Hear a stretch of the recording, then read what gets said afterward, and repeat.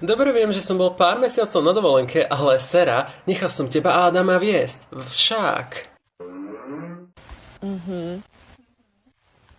Dobre, áno, takže otázka, pretože ja ho tu nevidím. Kde je môj skurvene zasraný prvý úžasný výtvor? Je mŕtvý. Kurva, čo prosím, ľud? Mŕtvý. Mŕtvý. Mŕtvý? Ako mohol, kurva, prvý chlap, ktorého som vytvoril, zomrieť? My šli sme do pekla. Kurva, prečo? No, ten deň vyhľadovania. Aha, prepáč, deň vyhladenia.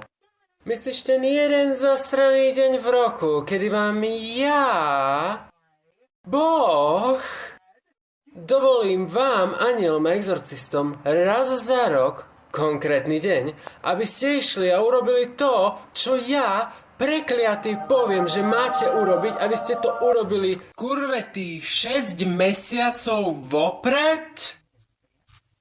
Ja... Myslela som, že vám to Adam povedal. Bol som na dovolenke.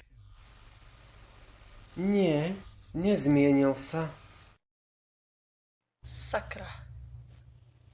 Úžasné, skvelý začiatok stretnutia. Ahoj Bože, pane. Mohol by mi niekto kurva vysvetliť, čo robí v mojej zasadačke had? On je prvý rehabilitovaný hriešník. Prvý, čože? Prvý rehabilitovaný hriešnik. Wow. Kurva, na toto čakám už dlhý čas. Ježiši. Prepáčte, pane, vy ste chceli, aby boli hriešnici rehabilitovaní? Áno, Sera. Možno som odtiaľ vyhodil našeho milého Lucifera, ale povedal som Adamovi, nech mu povie, aby sa snažil rehabilitovať tých skurvených idiotov tak pred rokmi. Môj Bože, asi viem, kde bol ten problém. Kurva. No nič, asi mu zavolám a pogratulujem mu k tomu úžasnému úspechu, ktorý konečne po rokoch dokázal. Stratili sme toľko duší kvôli tejto sračke, ktorá sa mala stať už dávno. Čože?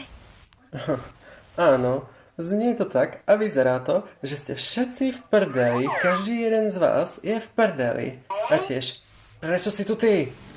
Nie som. Nevidíte ma.